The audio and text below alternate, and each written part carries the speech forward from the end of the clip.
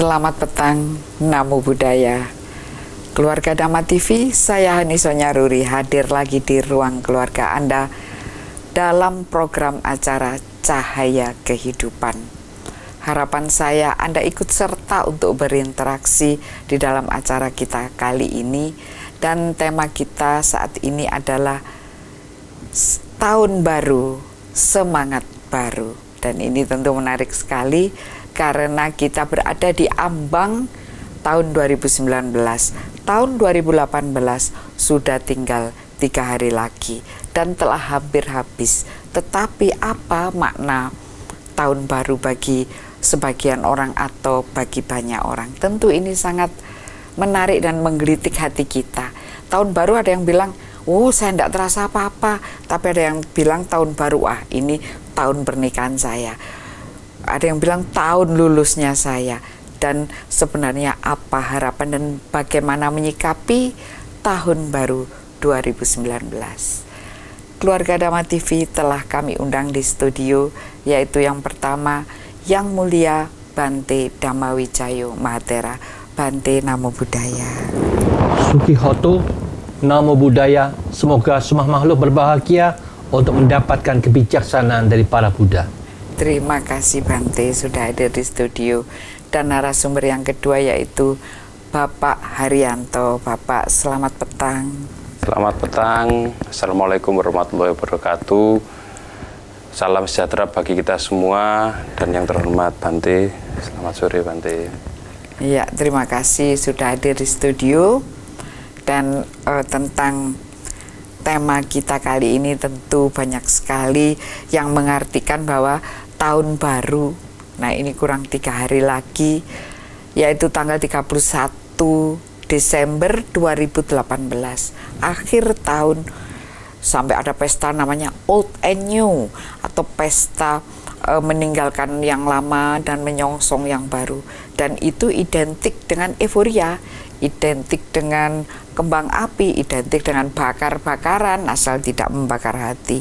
Dan itu tentu sesuatu yang luar biasa menyenangkan karena kita kadang-kadang bertemu dengan teman-teman seprofesi, teman-teman sepekerjaan, teman-teman sekampung, di mana di situ ada sesuatu yang menggembirakan, gembira sekali menyambut euforia malam tahun baru. Nah, kalau di Bapak Haryanto apa betul begitu? Bagaimana di kantor Bapak? Iya. Kalau menurut saya, Bu, menurut saya tahun baru sebetulnya tidak ubahnya dengan hari baru. Tahun baru tidak ubahnya dengan jam baru. Jadi ini hanya persepsi waktu yang kita anggap tahun adalah sesuatu yang berharga. Padahal harusnya setiap hari, setiap jam, setiap menit, setiap detik pun harus kita maknai sebagai sesuatu yang baru. Kalau memang tahun baru adalah disampaikan Ibu tadi semangat yang baru, maka saya ingin memaknai bahwa tahun baru goal ataupun tujuan yang baru. Kira-kira demikian, Bu. Tujuan yang baru tentu dengan hal-hal yang lebih positif begitu ya. Karena kalau kita goal baru dengan tujuan yang negatif, berarti kita menjadi manusia yang turun kualitasnya. Nah, kadang-kadang kita tidak merasa loh, kalau kualitas kita, manusia secara umum loh ya, lebih menurun. Tapi kita merasa, oh enggak, kita lebih maju. Betulkah begitu? Nah, ini nanti kita bahas bersama. Dan akan saya undang juga untuk interaktif di 0341 402777, SMS-nya di 08510 701 8802, WA-nya di 08775 990 7102. Kami mohon kita bisa berinteraktif, kita bisa bertanya, bisa menjawab, bisa beropini tentang apa sebenarnya makna tahun baru. Kepada Yang Mulia Bante, apa yang perlu disikapi Bante? Karena kalau orang itu biasanya ada old and new, ada pesta yang meriah begitu Bante. Apa itu yang perlu Bante? Ya, memang sangat disayangkan banyak manusia ini tidak menyadarin bahwa waktu itu sangat berharga. Maka itu Sang Buddha lebih menekankan tiap detik adalah waktu yang kita perbaharui setiap detiknya. Demikian juga makin detik jadilah 1 menit. Selalu kita perbaharui. Ketika kita tahu bagaimana memperbaharui semua suasana ini, ternyata yang aktivitas yang sangat aktif, yang sangat dahsyat itu ada dalam pikiran kita masing-masing. Maka dari itulah mari kita introspeksi di dalam tahun ini, bulan yang lalu, 2 bulan yang lalu, 10 bulan yang lalu, sampai sekarang. Adakah perubahan dalam pikiran kita? Apakah pikiran ini masih tetap ada dendam, benci, bingung, takut, cemas, kecewa, frustasi, stres? Kalau ini masih ada, walaupun nanti tahun baru, ternyata ini masih terbawa dengan kondisi yang seperti ini, berarti kita masih punya pikiran yang lama. Kita masih kuno cara berpikir kita, tidak ada sesuatu yang diperbaharui dalam modul pikiran kita pribadi. Inilah yang sangat disayangkan. Maka dari itu, mulai sekarang kita bersama-sama bagaimana untuk menyingkirkan pikiran-pikiran yang lama yang tidak membahagiakan ini, membangkitkan sesuatu pikiran-pikiran yang terbarukan setiap detiknya, sehingga kita bisa merayakan tiap-tiap detik sebagai saat yang terbarukan setiap saat. Sehingga dengan demikian, itulah yang dikatakan, yang diharapkan oleh beliau yang tersadarkan, sehingga manusia menjadi makhluk-makhluk yang tersadarkan akan diri mereka masing-masing untuk menuju yang lebih baik, menuju yang lebih positif, menuju yang lebih cemerlang. Itulah yang diharapkan. Kita merayakan, menganalisa, dan merenungkan, bisakah kita merubah menuju yang lebih baik seperti itu? Barulah kita menjadi manusia revolusi mental terciptakan dalam kehidupan kita. Cahaya kehidupan yang kita harapkan ini akan terang benderang dalam batin dan pikiran kita bersama. Ya, terima kasih Bante. Kan Bante mengatakan setiap detik perbaharuilah dengan semangat baru yang lebih positif. Tapi namanya hidup Bante, kadang-kadang ada di menit, ada di jam, ada di detik yang tiba-tiba kita terkena suatu masalah Bante. Namanya hidup di dalam pergaulan manusia. Apa kira-kira sikap kita bila terkena suatu masalah yang berat sehingga tidak bahagia Bante? Ya, sesungguhnya kalau kita perhatikan sekarang, masalah biasanya yang terjadi, wah di mana-mana macet, kita sudah terkena kemacetan di mobil. Nah, saat itulah kita anggap itu sebagai masalah untuk kita mau cepat-cepat sampai ke kantor, sampai ke tempat sekolah atau kuliah. Disitulah kita merasa tertekan. Aduh, gimana nih? Inilah yang dikatakan, kita tahu kemacetan tidak bisa kita atasin, tetapi saat itu yang kita atasin ini adalah bagaimana membangkitkan pikiran-pikiran positif. Macet sudah tidak bisa kita rubah, ya yang kita rubah adalah bagaimana pikiran-pikiran positif selalu kita bangkitkan dengan mengucapkan sadar, damai,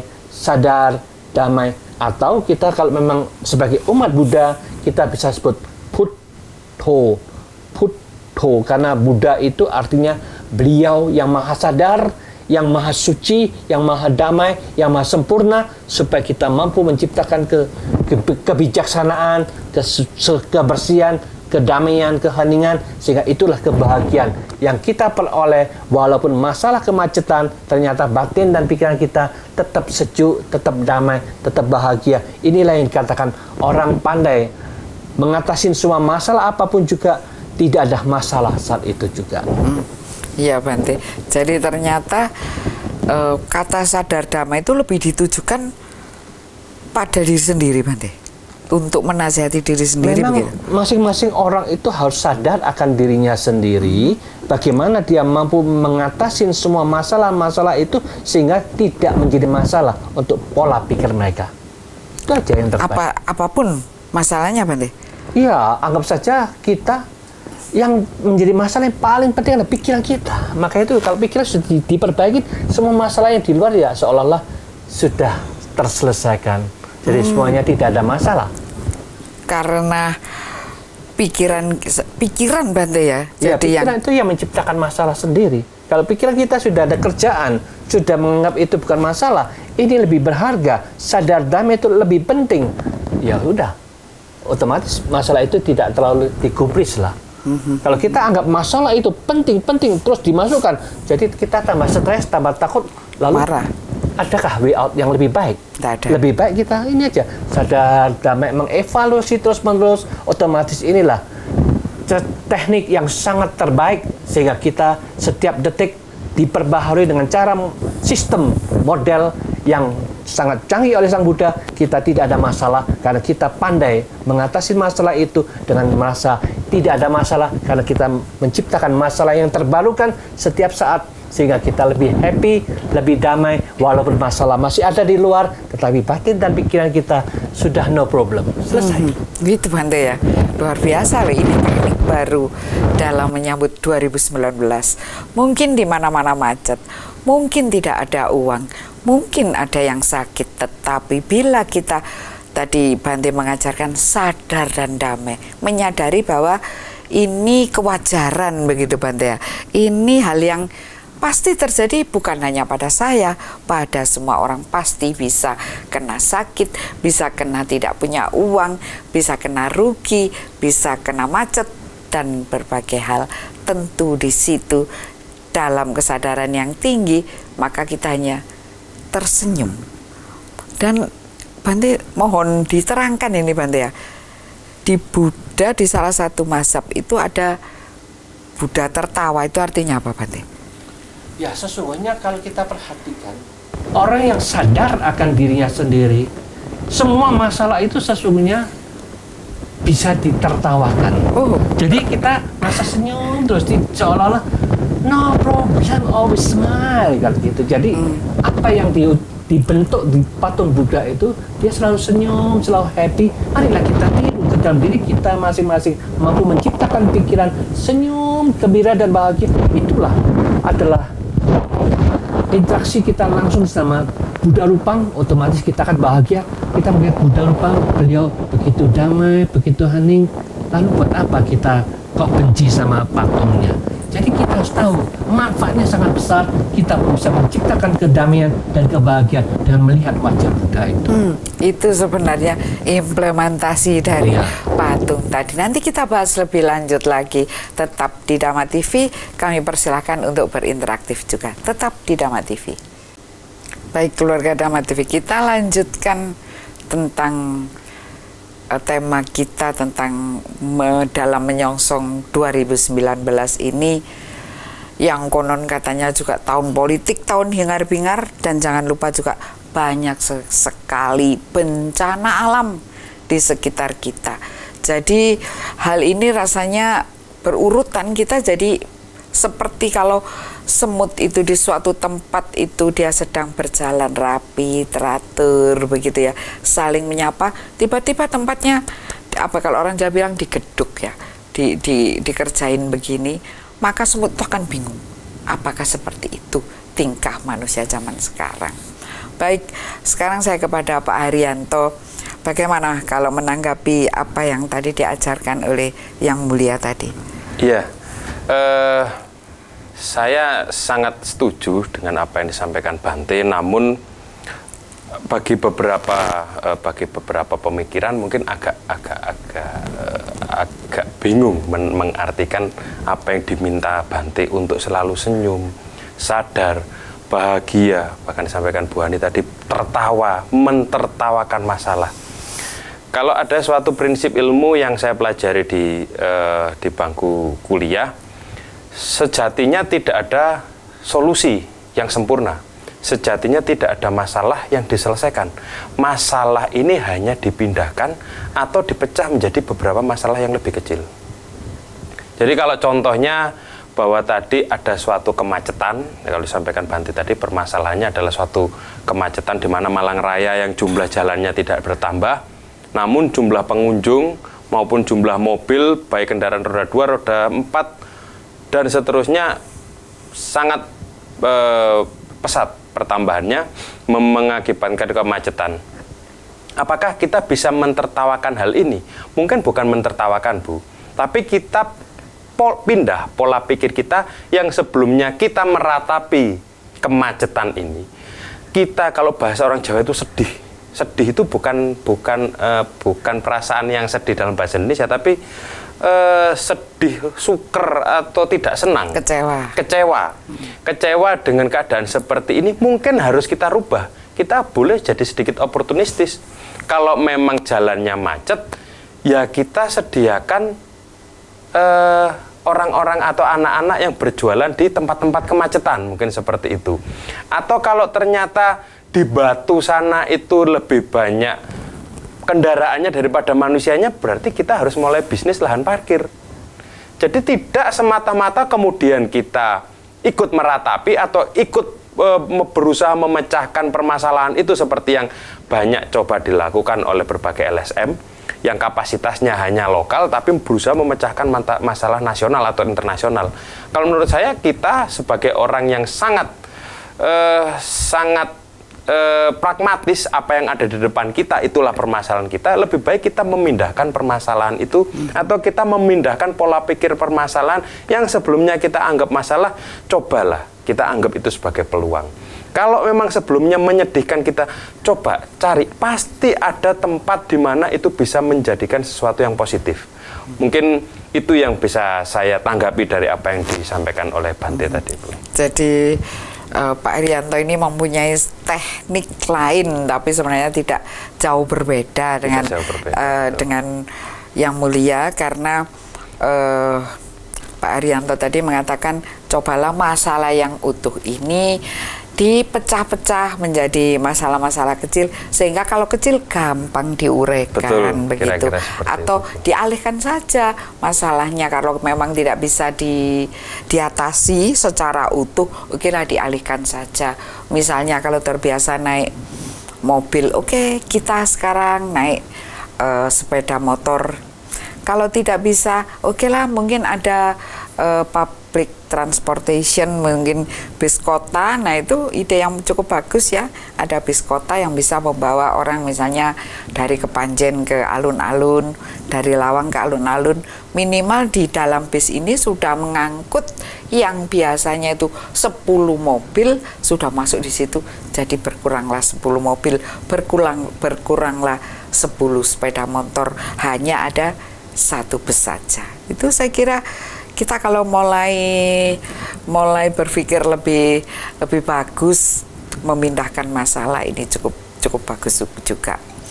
Nah, sekarang kepada Yang Mulia Bante ini, Bante, bagaimana kalau menurut ajaran Buddha, mungkin ada juga di Sutta-Sutta Buddha atau di kisah-kisah Buddha, seperti yang saya ceritakan tadi, seolah-olah semut, Bante.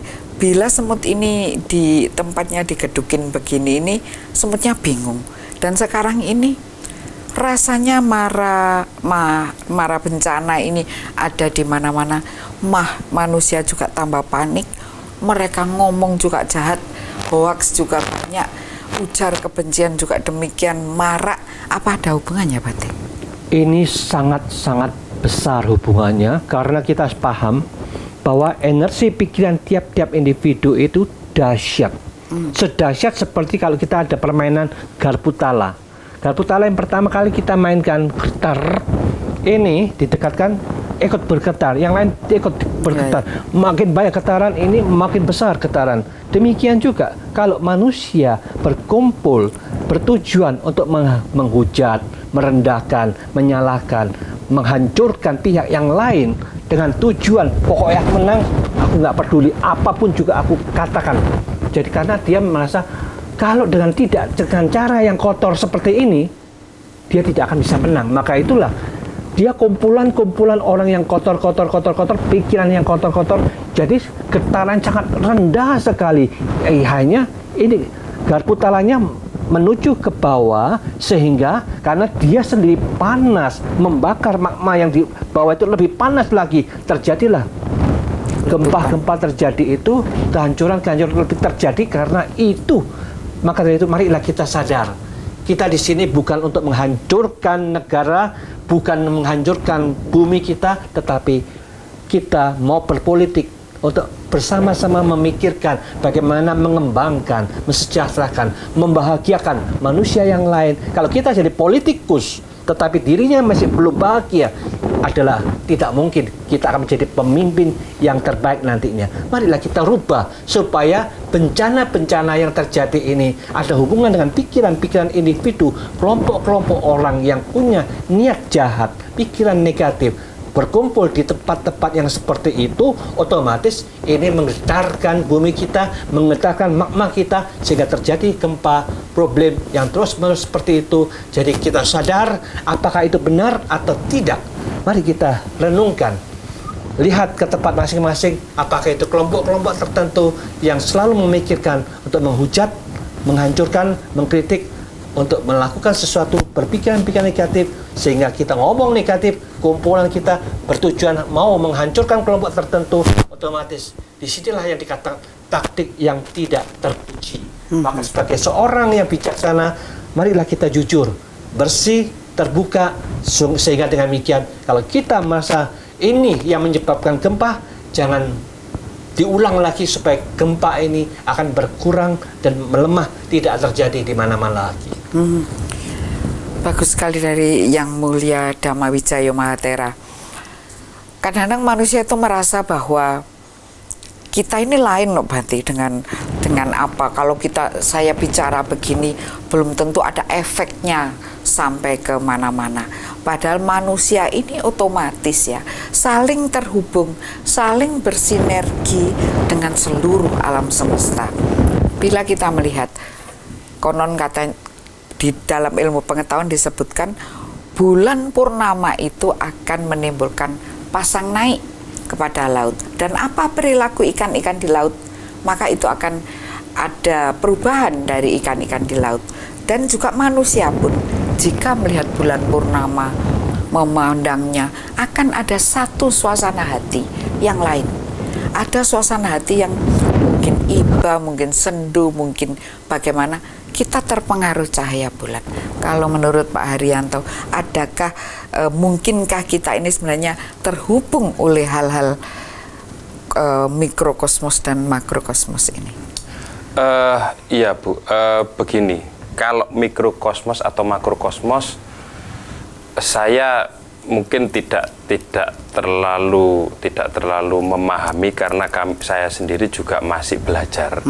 Namun saya menganggap bahwa kita ini adalah orang manusia pada umumnya adalah makhluk sosial yang sangat mudah dipengaruhi oleh kebenaran sosial atau kebenaran bersama. Terkadang kebenaran bersama ini juga akan menutupi kebenaran pribadi kita. Yang sebelumnya kita ini karena sudah sering berkumpul dengan orang baik, suatu saat kita berpindah ke satu tempat dan di sana ternyata kebaikan itu bukan suatu nilai yang digunakan. Akhirnya kita lambat laun karena kita ingin bersosialisasi, kita akan mengurangi kebaikan diri kita supaya sama dengan mereka. Itu juga yang saya maksudkan dengan tujuan baru dalam tahun baru ini. Saya sendiri bukan orang yang setuju dengan adanya perayaan tahun baru. Tahun baru tidak bedanya dengan hari, bulan, jam, detik, atau bahkan saat ini pun kita sebetulnya sudah dilahirkan menjadi orang dengan pemikiran yang baru. Karena dengan pemirsa mengikuti apa yang kita sampaikan, tentu pasti ada khasanah atau ada pemikiran yang baru. Maka secara tidak langsung sebetulnya kita sudah dilahirkan kembali. Namun demikian, kita masih bisa memaknai tahun baru ini sebagai perwujudan untuk mencapai sesuatu yang belum bisa kita raih tahun kemarin. Seringkali peradaban manusia atau peradaban kita itu dikaitkan dengan tahun. Ada tahun fiskal, ada tahun ajaran, tahun politik tadi, 5 tahunan dan segala macam, sehingga seolah-olah bahwa tahun ini adalah barometer yang pas untuk merubah atau menentukan sesuatu. Oleh karena itu, ya karena ini adalah sesuatu yang jamak, bisa kita maknai dengan memproyeksikan kehidupan kita saat ini untuk sampai ke tahun depan. Kalau memang kita hari ini belum bisa berjodoh, kalau hari ini ternyata masih banyak yang jomblo Bu, sekarang ini banyak orang susah karena jomblo. Banyak adik-adik yang susah karena jomblo, dan alhamdulillah saya bukan jomblo, Bu. Banyak yang merasa bahwa ini saya belum sukses. Bukan masalah belum suksesnya, bukan belum ketemu. Nah, bagaimana ini saya proyeksikan? Langkah-langkah apa yang harus saya lakukan untuk tahun ke depan? Nah, ini mungkin menjadi tujuan baru kita. Jadi daripada kita meratapi tahun kemarin yang sudah tidak berhasil, dalam tanda kutip, tidak berhasil, itu marilah kita memandang sesuatu yang baru. Jadi kita selalu optimis. Kita selalu menjadi Buddha yang tertawa.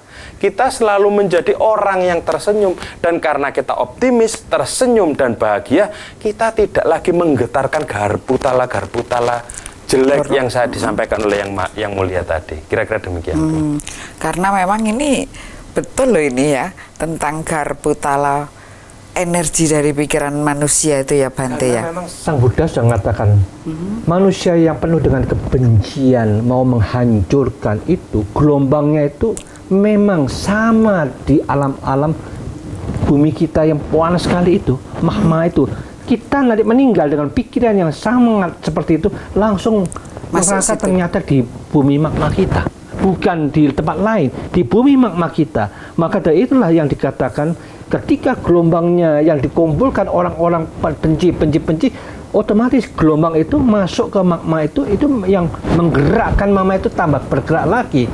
Jadi dengan demikian yang membuat musibah di mana-mana. Ya. Terima kasih Pak Haryanto dan yang mulia. Baik, kita jeda sejenak. Kita pikirkan apa yang sudah kita dapatkan tadi. Saya tunggu interaktifnya tetap di Dhamma TV.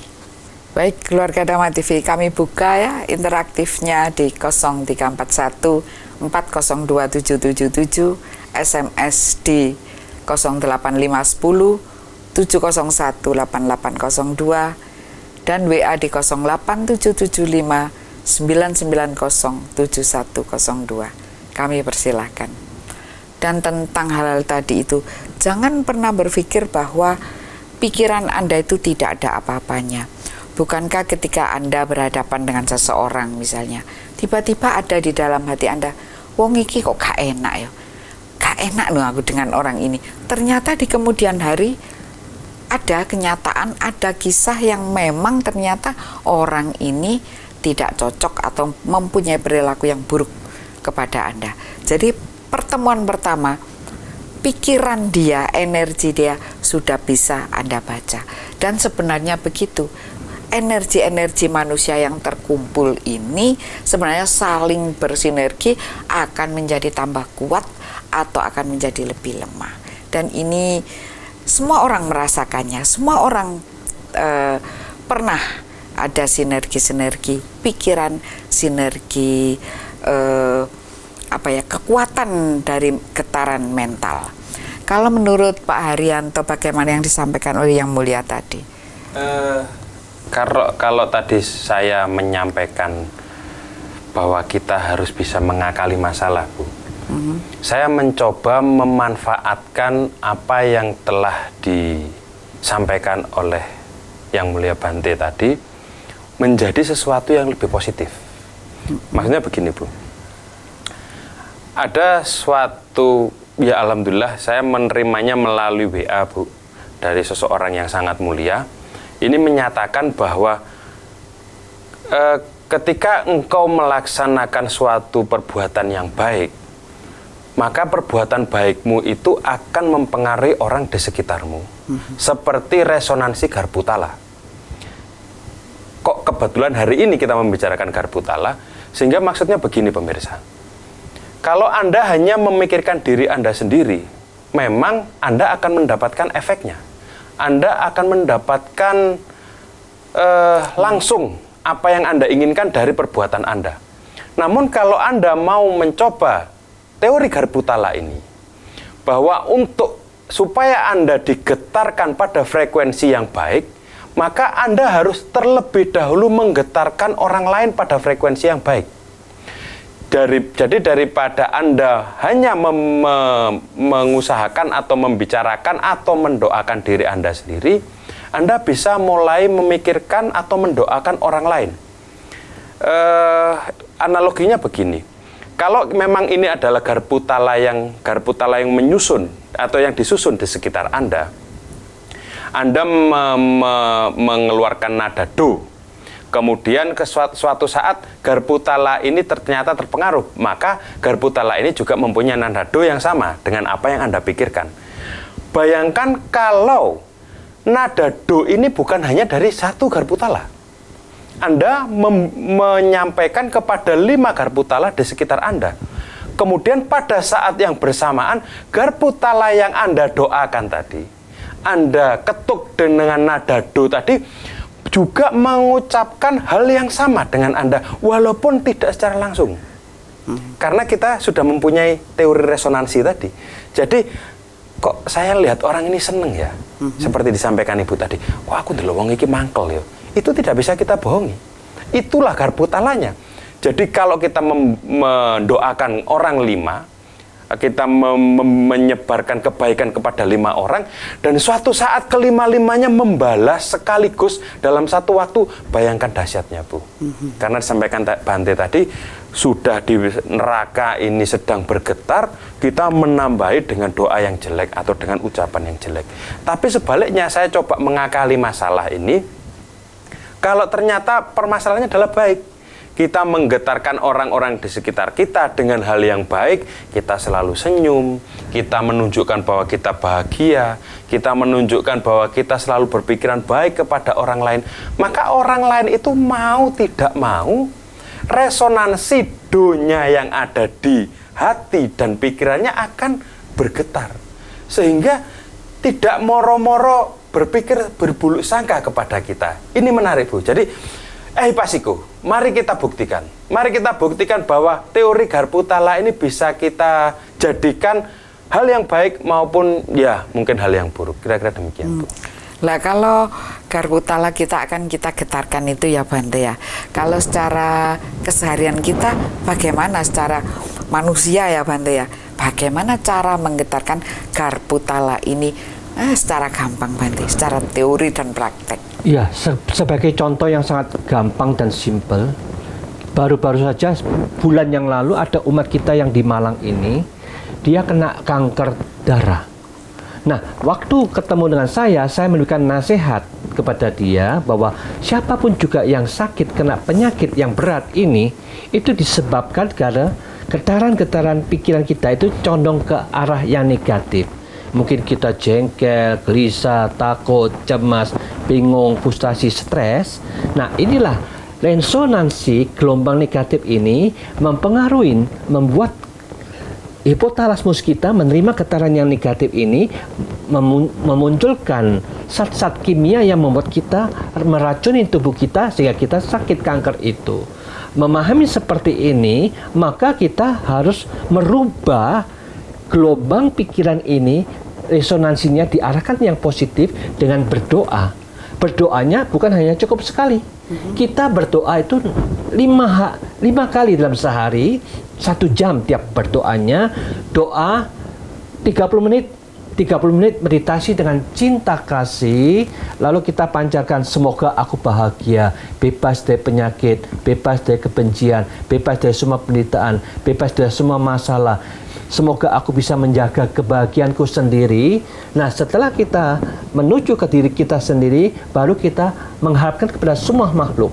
Semoga semua makhluk berbahagia, bebas dari kebencian, bebas dari penderitaan, bebas dari ketakutan, bebas dari semua penyakit, bebas dari semua masalah. Semoga mereka mampu menjaga kebahagiaan mereka sendiri dengan terus-menerus selama setengah jam ini, berarti 1 jam penuh doa, setengah jam ini meditasi dengan memancarkan cinta kasih sambil mengulang dalam pikiran kita, memancarkan resonansi yang sangat positif ini, otomatis ini dan terbukti dalam waktu 1 bulan kemudian ketika dia periksa ke Penang, katanya dokter sana, penyakit kamu ini sudah bablas hilang, nanti bulan depan kamu periksa lagi yang di Surabaya saja, apakah masih ada zat ininya, coba kamu cek.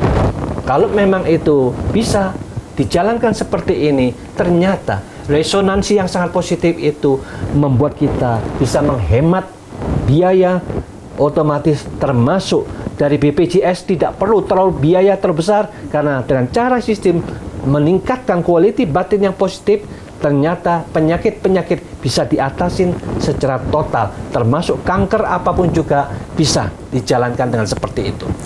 Luar biasa sekali keluarga Dhamma TV. BPJS harus dibayar, tetapi ketika membayar katakanlah bahwa saya tidak perlu sakit untuk memberi uang BPJS ini.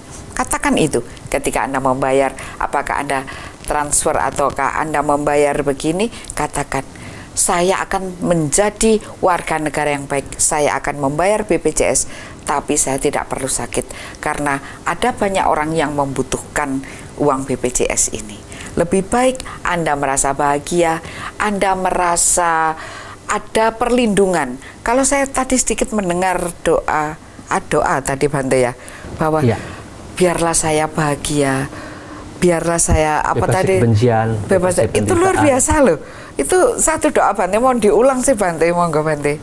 Ya, semoga aku bahagia, bebas dari kebencian, bebas dari ketakutan, bebas dari semua penyakit, bebas dari semua permasalahan.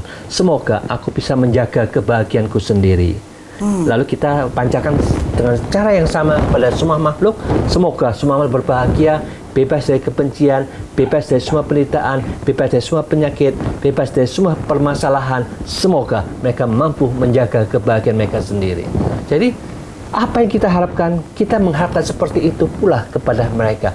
Otomatis kita tidak pernah ada musuh, karena mengharapkan kebahagiaan kepada semua makhluk. Itulah cara menata pola berpikir yang terbaik untuk menciptakan kedamaian dan kebahagiaan di dunia ini. Luar biasa sekali. Bagaimana kalau menurut Pak Haryanto doa yang disampaikan Bante tadi? Iya, tidak bisa dikatakan dengan hal yang lain Bu, ya memang luar biasa. Dan ini sesuatu yang kalau bisa saya bilang adalah revolusioner. Bahwa ternyata doa itu tidak harus diucapkan dengan mantra yang susah, yang angel-angel gitu ya, yang serem, tidak perlu menggunakan cara yang sulit-sulit. Iya betul, sulit, bahkan cenderung merugikan, karena harus beli ini, beli itu dan segala macam. Dan juga tidak perlu dilaksanakan dengan suatu kondisi batin yang tertentu. Jadi tidak harus tenang, karena bukan tidak harus tenang. Terkadang kita itu mencapai ketenangan ketika kita paling susah. Kadang kan begitu Bu ya. Kadang kita itu akan mencapai suatu ketenangan kita itu ketika paling susah, bukan paling senang. Sedang mendapat ujian katanya. Sedang gitu. mendapat kesusahan, mendapat ujian, itu biasanya kita akan mendapatkan ketenangan batin. Nah, kalau yang disampaikan Bante tadi sebetulnya bukan masalah tenang atau tidak tenang, bukan masalah bagaimana caranya, tapi makna dari doa ini adalah membuat sel-sel di tubuh kita jadi seolah-olah dididik Bu. Bahagialah, jauhilah penderitaan, jangan sakit. Saya lupa kalau urut-urutannya Bante, tapi intinya adalah jangan menimbulkan masalah. Kemudian yang terakhir, ini luar biasa, ternyata ada kuncinya Bu. Jadi kalau tadi sudah dibuka, sekarang ditutup, dikunci. Semoga saya bisa menjaga kebahagiaan ini. Demikian kira-kira Bante ya. Iya Bante, itu luar biasa sekali Bante. Dan itu apakah misalnya sedang bekerja Bante ya di dapur atau menganyam keranjang atau nyetir mobil, bolehkah itu diucapkan Bante doa itu? Kan tidak suci Bante. Boleh, itu bisa, karena Sang Buddha itu memang mengajak kita, marilah kita bekerja bersama-sama dengan penuh semangat untuk menciptakan segala sesuatu yang positif. Kita dengan terus semangat bangkit terus-menerus, itu sangat bagus. Boleh, di mana saja dia jalankan, dalam di keadaan pesawat, apapun, di mobil, waktu mandi, waktu naik sepeda motor, jalankan, bangkitkan terus dalam pikiran. Boleh. Wah, ini rasanya boleh ya, yang mau minta doa dari Bante, nanti silakan untuk WA atau SMS atau telepon, nanti oleh Bante akan di-share doa yang hanya 5 atau 6 garis tadi itu ya. Luar biasa. Tetap di Dhamma TV, setelah yang satu ini kita kupas lebih dalam lagi.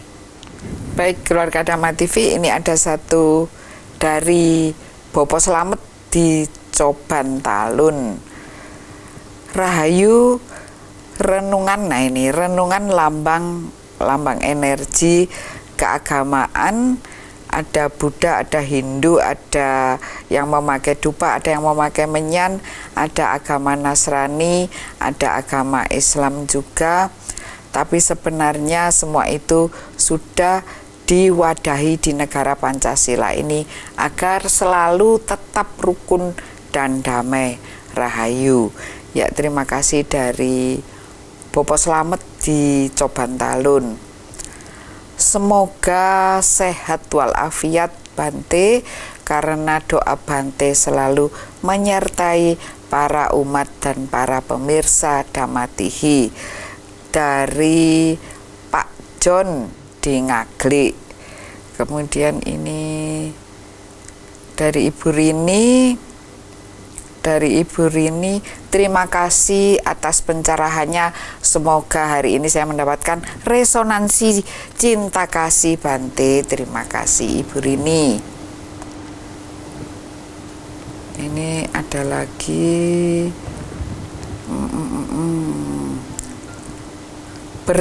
bercermin di cermin kehidupan, yang bila yang tampak adalah kebohongan atau kejahatan, kita bisa berbuat apa karena kita hanya rakyat kecil. Monggo Bante dulu menjawab. Dan darinya. Ya, kita harus tahu memang di dunia ini Sang Buddha sudah mengatakan manusia yang ada di bumi bagaikan yang bisa masuk ke alam-alam bahagia itu seperti tanduknya kerbau. Sedangkan manusia yang akan menuju ke alam-alam sengsara seperti bulunya kerbau. Maka dengan demikian wajarlah kejahatan-kejahatan merajalela di mana-mana lebih banyak daripada mereka yang sangat positif, sangat baik. Itu hanya cuma 2, mungkin yang jelek-jelek itu berapa ratus ribu. Maka dengan demikian kita harus melihat ke dalam batin dan pikiran kita. Kita tidak bisa merubah yang di luar, tetapi marilah kita bersama-sama merubah ke dalam diri kita sendiri masing-masing. Kita bertekad, aku mau menjadi 2 tanduknya kerbau itu, supaya kita menjadi manusia yang sangat-sangat terbaik yang ada di bumi sekitar kita ini, sehingga kita pun memahami kita tidak mampu merubah yang di luar, tetapi kita berubahlah ke dalam diri kita, bangkitkan tiap detik, bangkitkan tiap menit, bangkitkan tiap jam, selalu berpikiran positif. Itulah sesungguhnya sangat-sangat efisien dan sangat-sangat bermanfaat untuk kita bersama. Ya, terima kasih Bante. Kemudian ini dari Pak Dodo.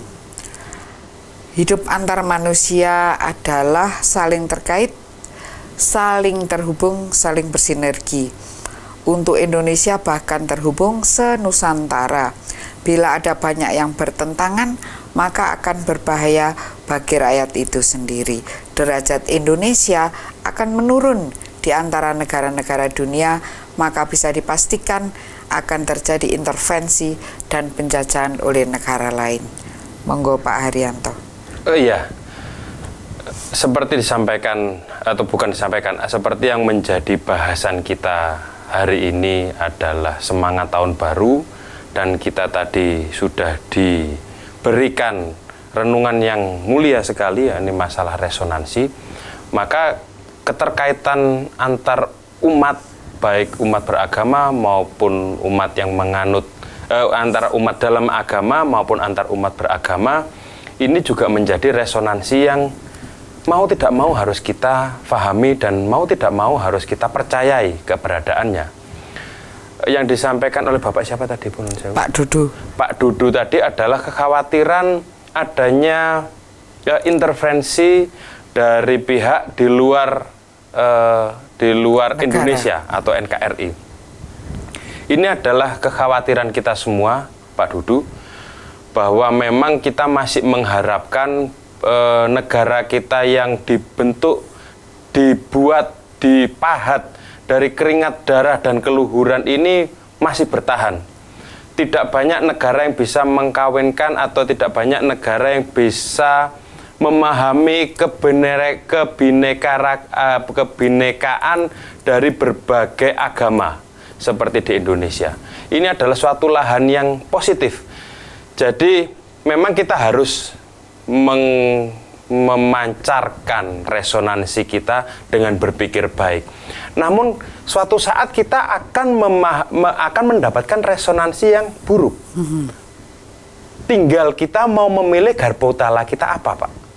Kalau memang Bapak selama ini selalu berpikir garpu tala Bapak adalah garpu tala yang beresonansi positif, ketika ada resonansi negatif harusnya Bapak tidak terpengaruh. Kita tidak akan terpengaruh kalau kita adalah garpu tala yang positif tadi. Tapi kan kita manusia, kita tidak bisa tiba-tiba hanya mengumumkan atau menganggap wah saya ini positif selalu, tidak ada down, tidak ada negatif, tidak ada hal yang buruk.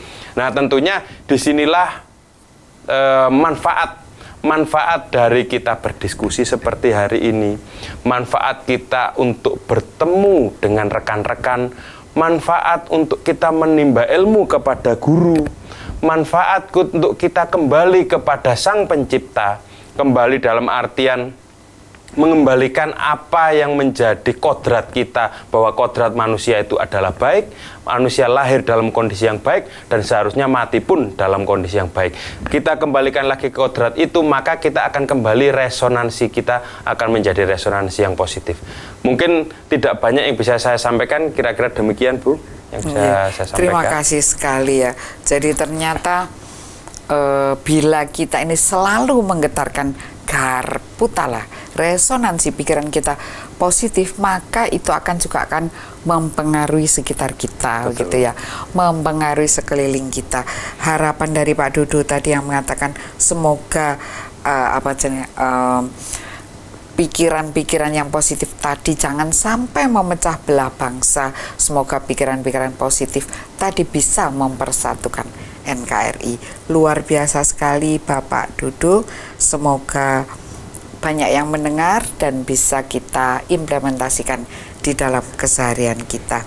Kalau tentang persatuan dan kesatuan ini bagaimana menurut Bante? Bagaimana cara menggetarkan garpu tala ini agar sampai kemana-mana, Bante?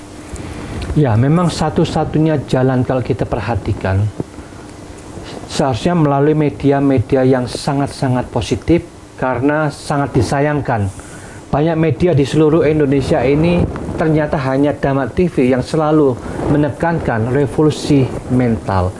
Tetapi jadi begitu banyaknya pemancar TV, ada 200 tempat misalkan cuma ada satu, otomatis ini sangat-sangat jauh berbeda.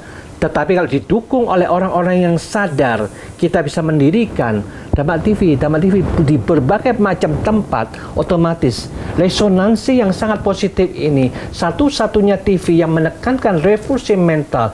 Siapapun yang mendengarkan mereka damai dan bahagia, itu akan menjadi sarana untuk membuat program-program pola berpikir yang sangat dahsyat. Mereka memasukkan program yang sangat baik sehingga menciptakan pola berpikir yang sangat positif. Maka dari itulah yang dikatakan kita harus tahu, siapapun juga yang hidup di bumi ini selalu mengalami problem dan masalah.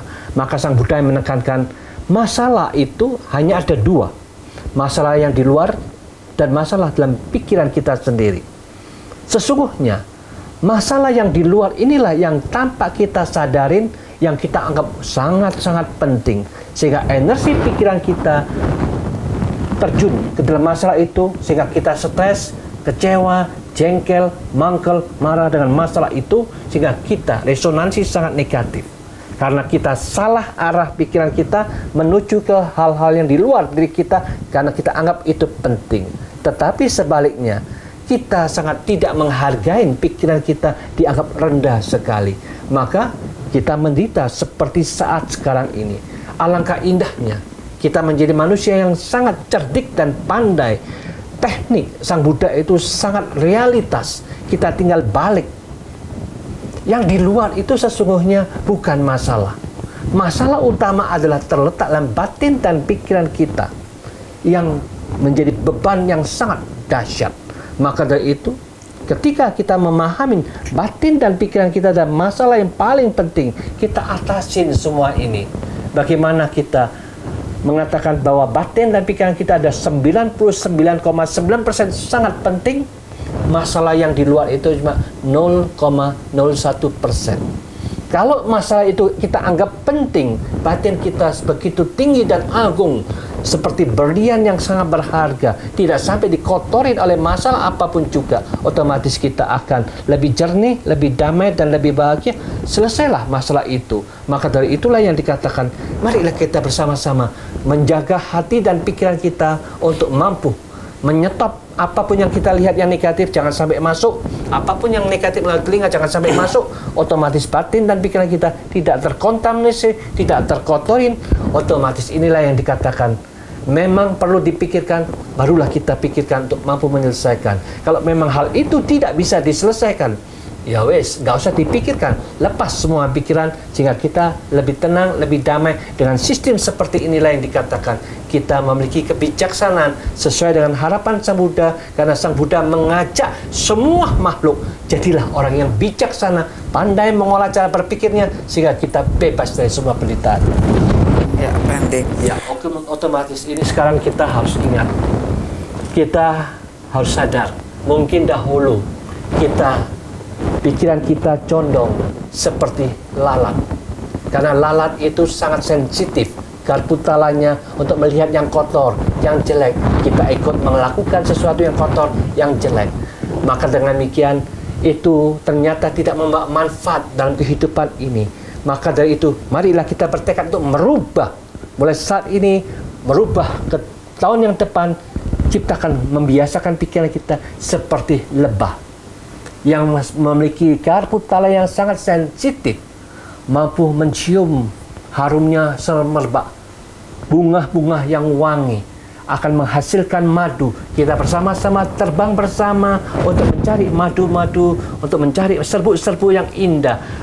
Ambil semuanya, serbuk-serbuknya, pulang ke rumah kita bersama, menciptakan madu-madu yang sangat bermanfaat untuk rumah tangga kita. Kita bisa jual madu-madu untuk membawa kesenangan dan kebahagiaan, dan kita pun mendapatkan income. Dengan demikian inilah yang dikatakan, siapapun juga yang menciptakan batin dan pikiran seperti lebah yang sangat pandai menciptakan madu, mereka akan lebih bahagia. Semoga tahun baru yang akan datang membawa kebahagiaan, kesejahteraan, dan kemajuan kita bersama. Sekian, terima kasih. Terima kasih Yang Mulia.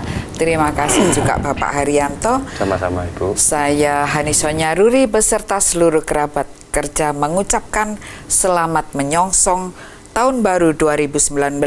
Selamat mempunyai semangat baru. Pasanglah garpu tala Anda pada nada yang lebih baik.